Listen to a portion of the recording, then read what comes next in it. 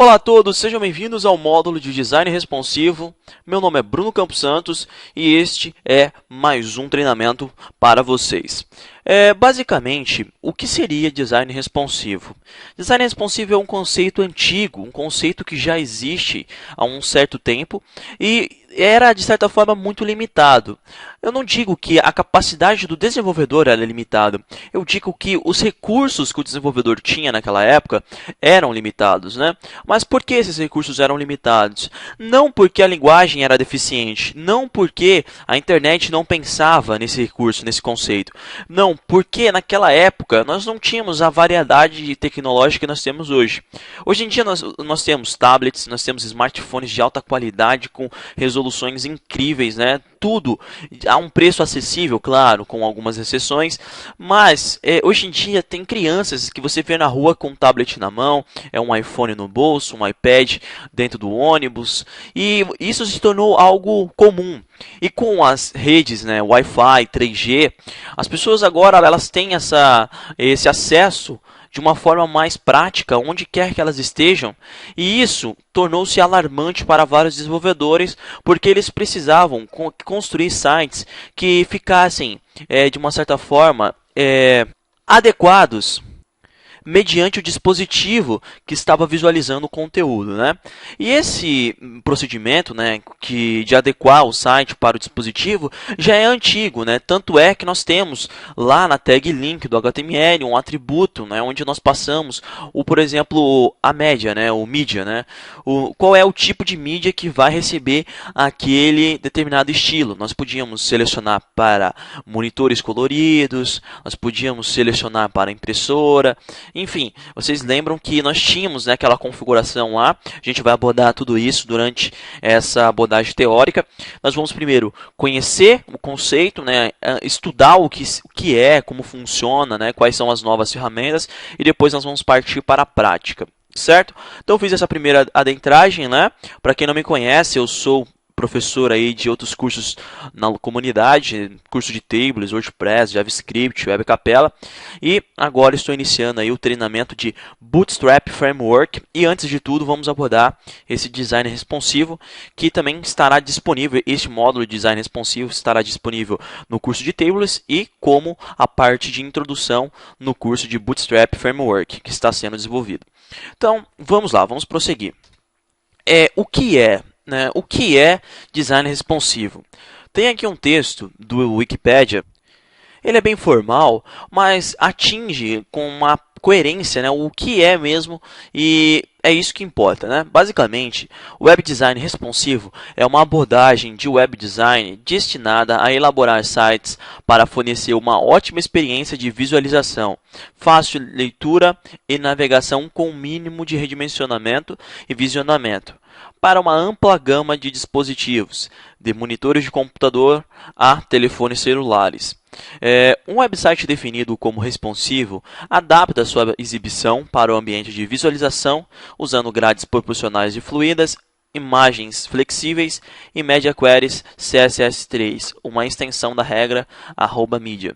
Galera, como vocês podem ver, nós temos aqui então um texto bem robusto, com uma definição bem interessante. Só que o que acontece? Nós vamos destacar desse texto alguns pontos, nós vamos abordá-los individualmente. Então vamos prosseguir, né?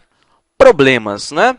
Como tudo na vida não é tão fácil assim, claro que não seria diferente com design responsivo. Claro que nós teríamos algumas dificuldades, algumas limitações e alguns problemas que possam aí interferir no fluxo da evolução.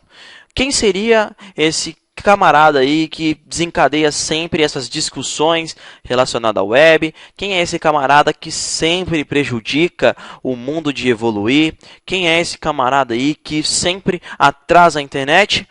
Nosso amigo Internet Explorer, né? Para se desenvolver um layout responsivo, hoje contamos com uma infinidade de recursos, desde frameworks, Bootstrap, Foundation e etc., até mesmo as linguagens em si. HTML5 e CSS3 são requisitos básicos para a utilização de algumas ferramentas que nos auxiliam no desenvolvimento responsivo, porém o grande dilema é: o que fazer com o Internet Explorer? A versão 6, a 7, a 8 enfim, o navegador em si. O que fazemos com o nosso amigo Internet Explorer, né? A ideia do mundo hoje em dia mudou, né? Antigamente as empresas priorizavam muito. Nós desenvolvemos sites cross-browser, nós desenvolvemos sites compatíveis com todos os navegadores, mas o mundo evoluiu e com a evolução do mundo, né, nós tivemos aí uma nova evolução desse critério. Hoje em dia nós temos empresas que estampam no seu site, nós não desenvolvemos sites para versões do Internet Explorer abaixo da 8, a menos que você tenha um argumento muito bom para isso. Afinal de contas, né, quem é que tem o Internet Explorer 6 instalado na máquina, né? Se hoje em dia o próprio Windows atualiza ele para você. Então, se você habilitou lá atualizações automáticas, o Windows vai lá e atualiza o Internet Explorer e você não tem que sofrer com a versão 6. Poxa, ele não consegue converter a transparência de uma imagem em PNG.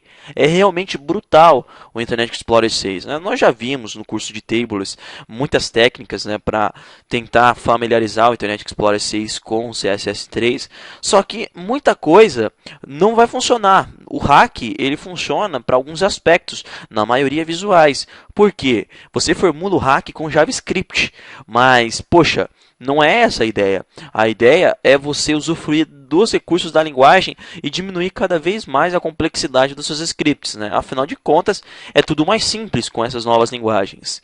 Mas existem pessoas que ainda priorizam. Então, você tem que decidir, né? O que você quer.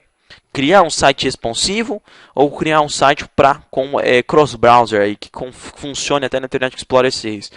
Você pode falar assim, Bruno, eu não posso fazer os dois, um site responsivo que funcione no Internet Explorer e funcione no Chrome e tudo mais. Você pode sim, só que você vai ter mais trabalho e você não vai usar dos recursos do HTML5 e CSS3, você vai ter que usar recursos do JavaScript.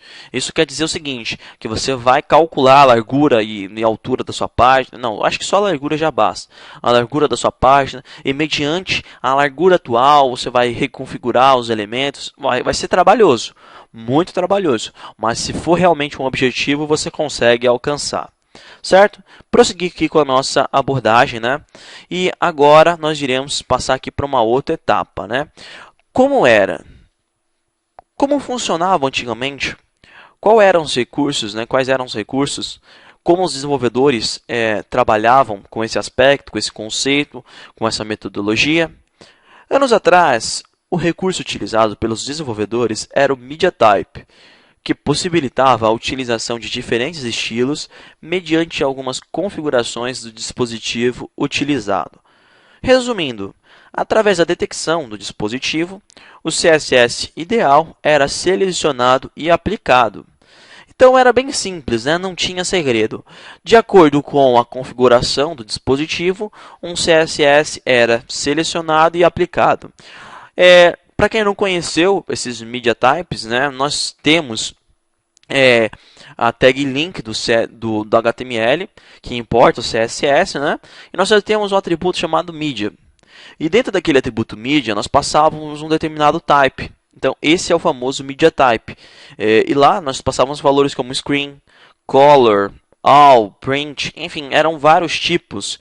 E nós criávamos várias folhas de estilo e uma folha de estilo para cada tipo de mídia. Então, por exemplo, eu criava uma folha de estilo para screen, outra para impressão, print, né? E tinha outras, né, para televisão, né, para monitores com alta definição. Enfim, era bem limitado, você não tinha um controle, era bem limitado. Galera, vamos parar por aqui. Próxima aula nós iremos abordar na prática o que seriam esses media types e nós vamos fazer esse processo, né? Vamos tornar esse módulo bem intercalado. Então eu abordo a teoria, já mostro na prática e assim fica muito mais prático, você consegue fixar o conteúdo. Então, até a próxima aula onde nós iremos falar sobre media types.